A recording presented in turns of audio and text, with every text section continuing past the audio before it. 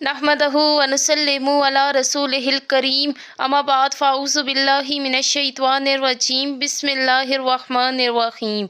जहाँ तक मुझे देखा जा रहा है, मुझे सुना जा रहा है, आप सबको मेरी तरफ से अस्सलामु अलैकुम व रहमतुल्लाहि व बरकातुहू। आप सबका मेरे चैनल पर खुश आमदीद। पिछली वीडियोस का खुलासा देखा जाए जो मैंने क़यामत की निशानियाँ उन वीडियोस में बयान की है, तो आप इस बात का अंदाज़ा लगा लें कि क़यामत के नज़दीक कितने ख़तरनाक मराहिल होंगे। इसके मुताबिक लोगों में क्या खौफ व हिरास का मामला होगा।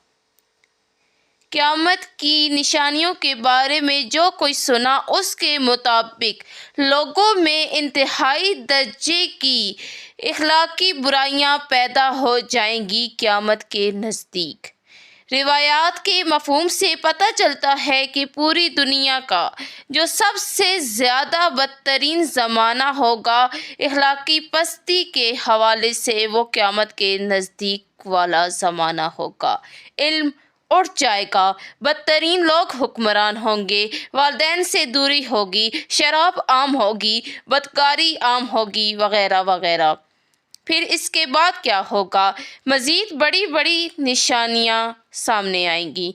दज्जाल का अरूज, हज़रत ईसा अलैहिस्सलाम का मामला, इमाम मेहदी का ज़हूर, याजूज माजूज का फितना फसाद और ख़ात्मा, आसमान से धुएँ का आना, दाबतुल अर्ज़, सूरज का मगरिब से तलू होना, जानवरों का इंसानों से बातें करना, ज़मीन का 3 बड़े बड़े मकामात पर धंस जाना, खुफिया बातों तक रसाई, ज़मीन पर जानवरों की इकसाम का मादूम हो जाना, ये सब शामिल है क़यामत की बड़ी निशानियों में।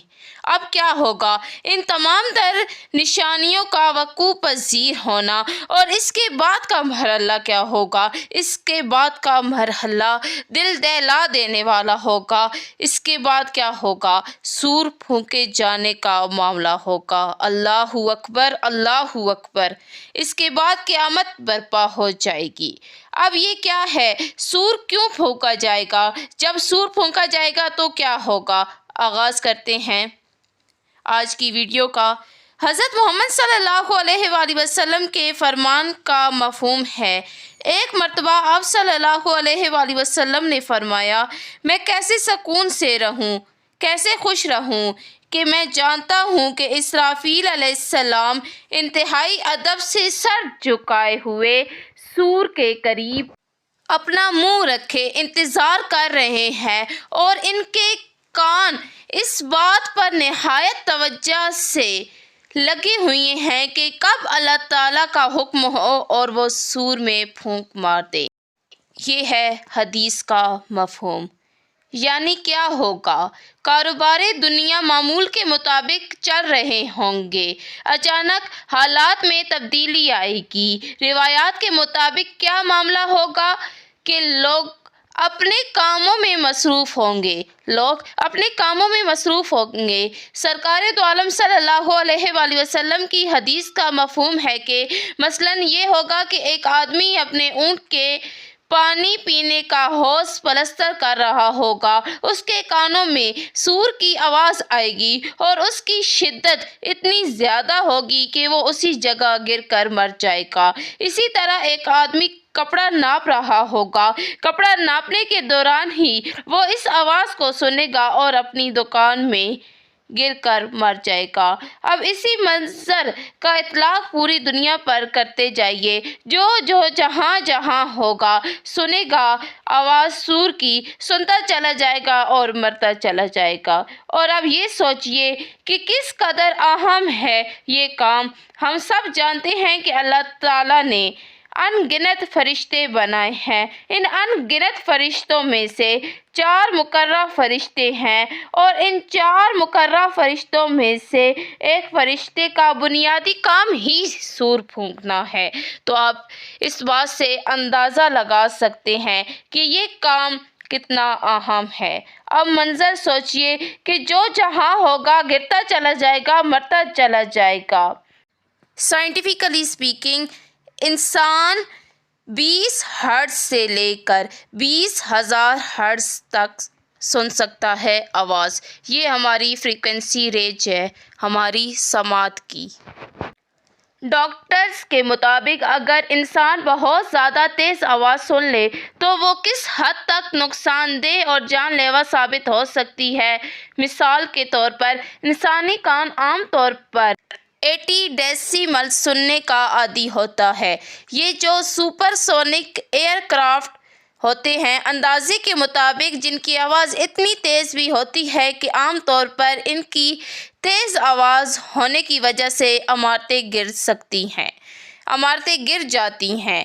یہ تو دنیا کی بات ہے۔ سوچئے کہ اگر یہ سب ممکن ہے سائنٹیفکلی کہ اگر آواز زیادہ ہو تو انسان کی آنکھوں سے بلیڈنگ شروع ہو جاتی ہے، اگر آواز زیادہ ہو تو انسان کے پھیپھڑوں سے ہوتے ہوئے دل میں اور انسان کی موت واقع ہو سکتی ہے۔ دوسری روایت میں ہے کہ جس وقت یہ پھونک ماری جائے گی تو وہ اتنا اہم وقت ہوگا کہ حضرت اسرافیل علیہ السلام کے دائیں حضرت جبرائیل علیہ السلام اور حضرت اسرافیل کے بائیں حضرت میکائیل کھڑے ہوں گے، یعنی دائیں حضرت جبرائیل اور بائیں حضرت میکائیل کھڑے ہوں گے۔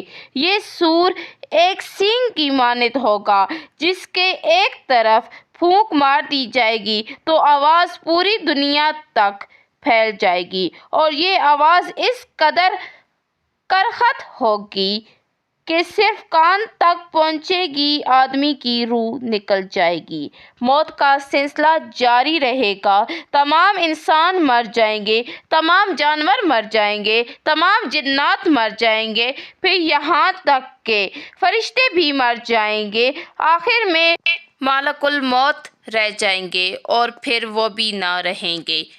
روایت میں آیا ہے کہ جب حضرت امام حسن رضی اللہ تعالیٰ عنہ سے پوچھا کہ بتائیے کہ دنیا میں سخت چیز کیا ہے، پھر اس کے بعد سخت چیز کیا ہے، پھر اس کے بعد کیا چیز سخت ہے، تو عرض کیا کہ اس سے سخت چیز یہ ہے، وہ اسی طرح مرحلہ وار بتاتے گئے۔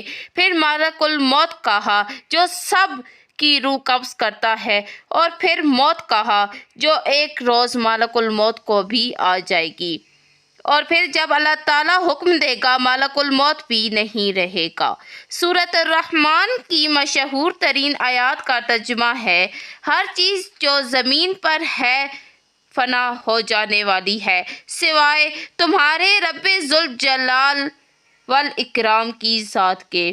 اور پھر سورۃ غافر کی ایک آیت کا ترجمہ ہے کہ پھر اللہ تعالیٰ پکارے گا کہ میں ہی بادشاہ ہوں، میرے علاوہ کوئی بادشاہ نہیں، کہاں ہیں دنیا کے بادشاہ، لیکن کوئی جواب نہ آئے گا۔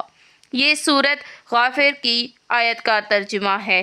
اور پھر مفہوم سے پتہ چلتا ہے کہ اللہ تعالیٰ نے کن فیکون کہہ کر دنیا بنائی تھی، بس وہ ایسے ہی کن فیکون کہہ دے گا اور دنیا کا خاتمہ ہو جائے گا، سب کا سب ختم ہو جائے گا۔ سورۃ انعام کی آیت کا ترجمہ ہے، اور وہی ذات ہے کہ جس نے آسمانوں اور زمین کو برحق پیدا کیا، اور جس دن وہ روز قیامت سے کہے گا کہ ہو جا تو وہ ہو جائے گی۔ یہ سور پھونکے جانے کا منظر ہے، لیکن اس کے بعد کیا ہوگا؟ اس سور کے بعد کیا روز محشر برپا ہو جائے گی؟ نہیں، اس سے پہلے ایک کام اور ہوگا۔ اس سور کے پھونکے جانے کے بعد ایک اور سور پھونکا جائے گا، اور وہ منظر اس سے زیادہ دہشت زدہ ہوگا۔ جو پہلا سور پھونکا جائے گا، یہاں پر میں واضح کرنا چاہتی ہوں کہ 2 مرتبہ کیوں سور پھونکا جائے گا۔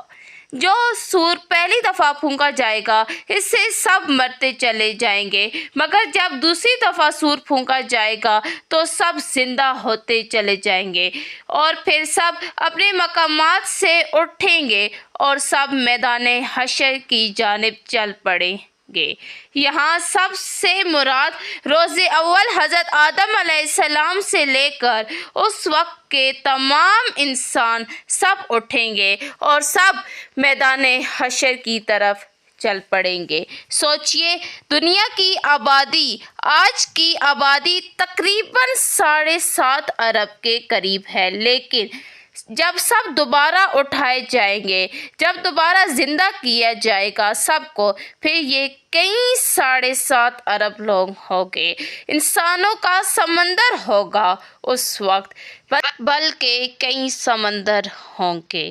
اس کے بعد کا مرحلہ کیا ہوگا، کیا منظر ہوگا؟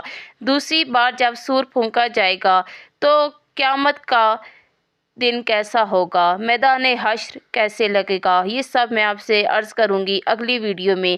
اگر آپ کو آج کی ویڈیو پسند آئی ہے تو میرے چینل کو لائک کریں، شیئر کریں، زیادہ سے زیادہ سبسکرائب کریں۔ میں ملوں گی جلد ہی کسی اور ویڈیو میں کچھ اہم واقعات کے ساتھ۔